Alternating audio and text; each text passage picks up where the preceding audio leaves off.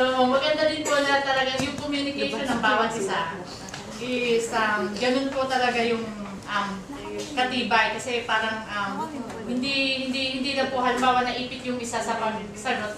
Andyan po talaga yung yung tulungan ng mga kapatid na magbigay ng mga supporting verses na alam ko po na hindi po sariling knowledge. Alam po natin na ito po ay iniaanoy ng Panginoon sa bawat isa.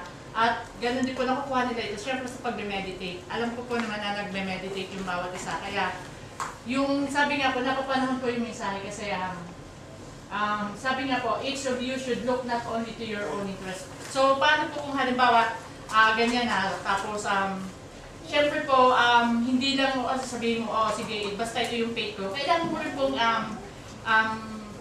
hindi naman po parang sabihin na, uy, mali ka, katulad na sabi ko yan. Kailangan mo lang idaan sa magandang way na ito yung tama, na ito yung word ni God. Sa lahat po ng mga nangyayari, sa lahat po na para po maiwasan yung mga anumang kaguluhan, lagi po nandyan yung ang palagi nating isipin na yung fruit of the Holy Spirit na basta po pag medyo kung ano man po yung naramdaman natin, parang bigla po yung parang yung ilaw, bigla magliliwanag na or kaya pastor na basta malalaman nyo na parang may mali.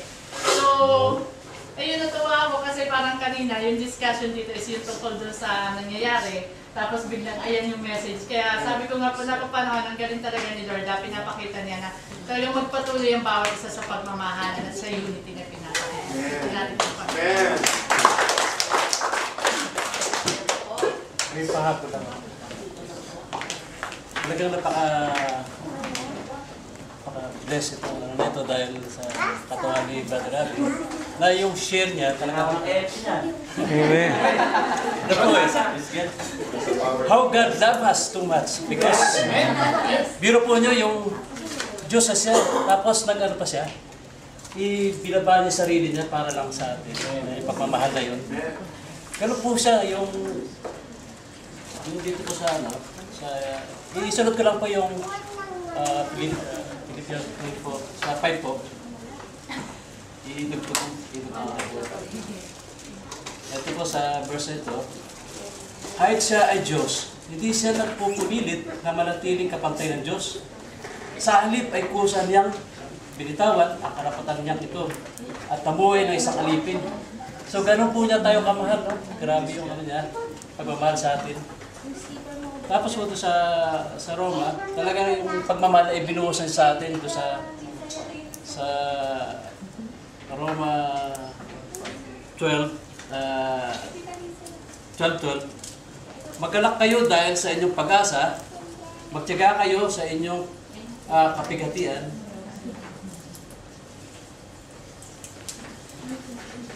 Magtiyaga kayo sa inyong kapigatian at laging manalangin. Tumulong kayo sa mga pangangailangan ng mga kapatid. Ibukasin niyo lagi ang inyong pinto sa mga taga-ibang lugar at idalangin ninyo ang mga umuusog sa inyo. So yung verse po ito, kahit hindi po Kristiyano, siguro mahalin din natin. Hindi lang kapwa Kristiyano natin. Hindi lang po.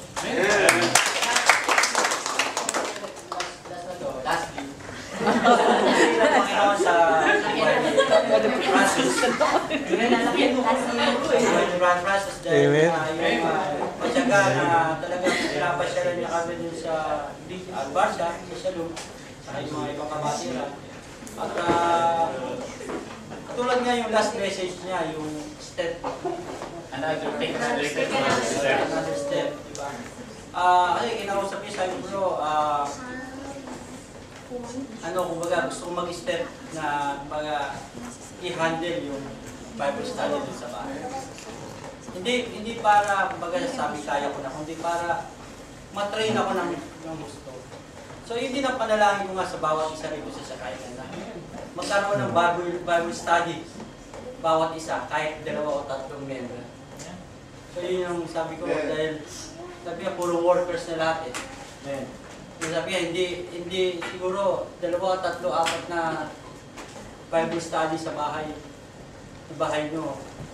Sabi naman ng Panginoon, 2, 3 magtipon, araw siya. So, iniisip ko nakakatawa na pag mag-sharean dito, tatanungin kamusta na yung Bible study mo isa-isa. Amen. Amen. So, yan ang prayer ko. Alam ko nangyayari. Amen. So, kahit mo tayo po ay Ha? Brother Francis. Amen.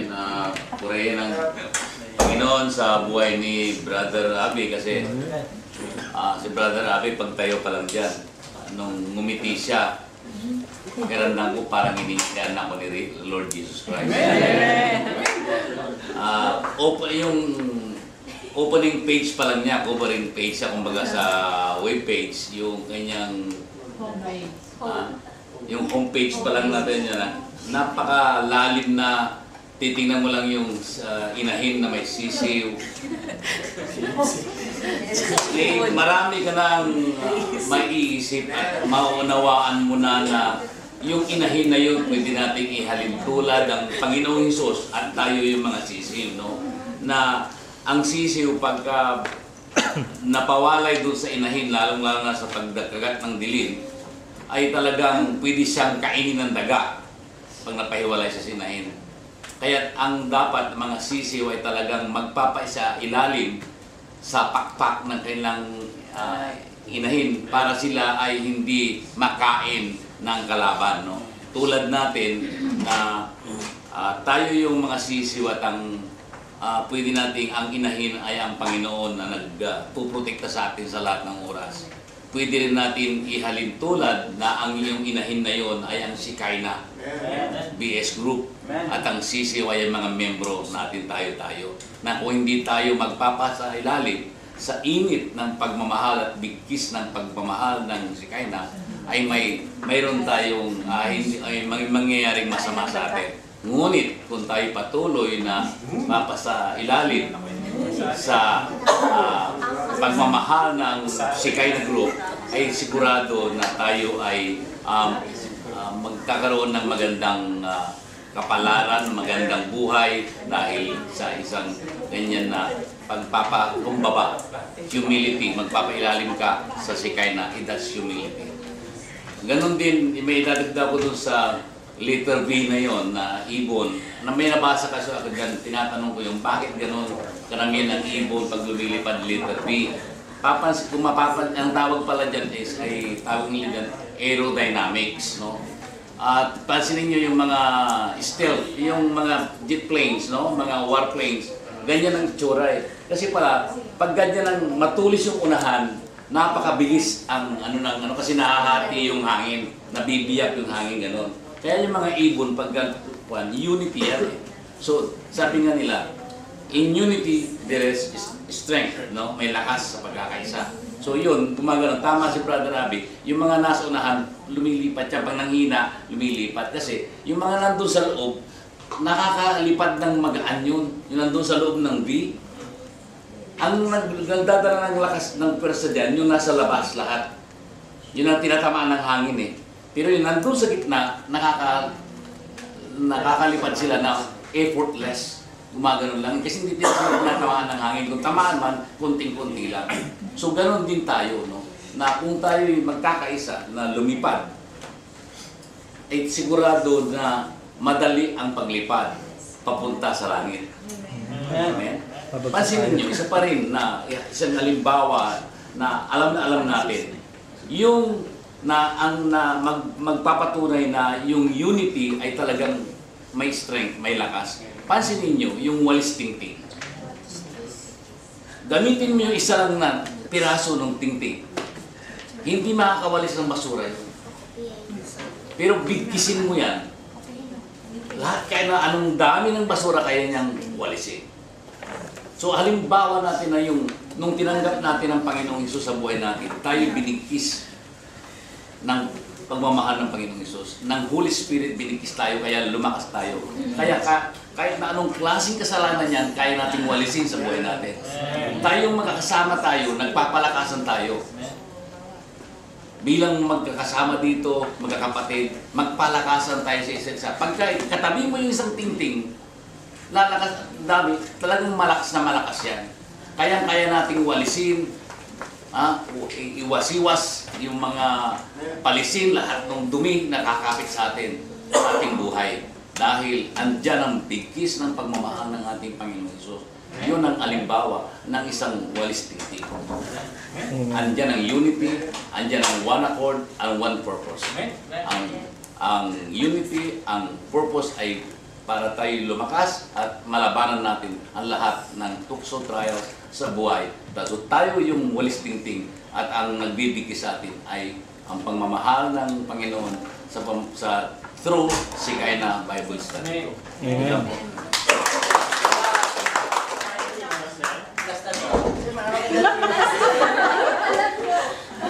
Oh, sige. Dagdag ko lang po sa sinabi niya na spiritually yung daga.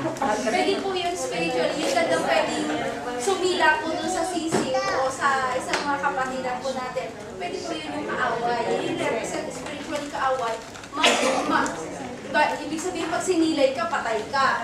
Pwede yung pag sinilay ka, pwedeng ang mangyari sa'yo, pag bumalik ka doon sa dati mong katauhan, hindi ka pa nakakilala kay Lord, pwedeng ang mangyari sa'yo, pwede ka humantong sa kamatayan, ma-aksidente ka, kung drug addict ka, mapalulong ka ng gusto pagdadrugs mo, di po ba? O kaya kung may masama kayo dito na magnanakaw kayo, or talagang mga criminal kayo yung kasama mo dati, pwedeng bumalik ka doon sa dating wisyo. Ibig sabihin, dinagit ka or kinain ka ng daga, which is kaaway spiritually. Or pwede nakikita rin po natin sa palabas o sa nakita na labasan sa natin sa comics, yung dinadagit naman ng agila, which is hindi rin po magandang representasyon na ibig sabihin, nandito ka na sa Shekinah, alam po natin isang spirito natin na naniniwala tayo kay Lord Jesus Christ, eh kung madadagit ka ng ibang pananampalataya, kaya hinatang mo dito, aksidente. Ilang po. Amen. Lalo na lang yung Isa ba? yung ano to, manok doon. Kasi nagtatago yung mga chicks dahil doon sa mga ibon na nakalipat doon. Kasi dadagitin sila eh. Yun yung mga eagle. Hindi pala eh. Huwag kayo na sa susunod naman. yung dito sa yung ibon, di ba? Ang pinaka-hard na word yung nasa unahan. Paano kaya kung nagmalikas yung ibon? Hindi, kaya ko to. Hindi ako dito. Kaya ko to. Diba? Ano mangyayari sa kanya? Babagsak mo bubuwas yung magkakaiwaiwalay sila. Kasi mabibiyak yung formation, masisira ang formation. Diba? So tayo kapag tayo patuloy na kahit hindi natin alam, o kahit alam natin pero may makakatulong naman sa atin, matigas tayo, ay pwede tayong bumaksak. So kaya yung humbleness doon, na kailangan, yung one team, di ba? So kung may siguro, may tanong, kahit may tanong, pwede tayong kung hindi natin alam, pwede tayong magtanong. Pwede tayong maya. Dadapaan ko. Gusto ko lang balikan din. Una, itong simulat ito sa Philippians. Ang Philippians, ito isang church na ito yung kabaligtaran ng mga Laodiceans. Ang Laodiceans, namumuhay sila sa mga makatutong bagay. Pero itong Philippian church, are very strong church. Nandito yung mga magagaling. Nandito yung magagaling sa church na ito. Sino yung mga may gandang visions, mga strategy, magplano. So kanya sinulat ito ni Paul dahil kung ang mga magagaling nagkasama-sama, may mga objections of opinions, di ba? Nagkakaroon ng clash, nagkakaroon ng mga problema to the point na maaring magkahiwalay sila. Kaya tandaan po natin, magagaling itong mga to. No? So pwede, may tendency, may potential na sila yung magtayo na sarili nilang mga churches. May pride ba? Iyon. No? So dahil ma-pride sila, kompleto sila ng Ricardo, no? Ng pride, ng everything, no? Nagkaroon ng vision si Lord kay Paul na ilagay ito Actually, ang nilagay nito ni Lord kay Paul is, ito yung steps to